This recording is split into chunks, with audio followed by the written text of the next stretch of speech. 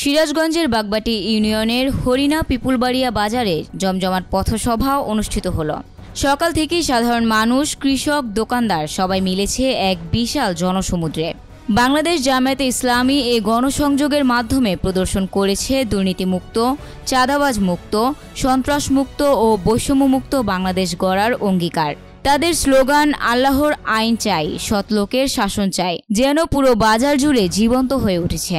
প্রধান অতিথি সিরাজগঞ্জ জেলা শাখার আমির ও সংসদ প্রার্থী আলহাজ মাওলানা শাহিনুর আলম বলেন, দেশকে বাঁচাতে হলে চাঁদাবাজি, দুর্নীতি ও বৈষম্যের রাজনীতি শেষ করতে হবে।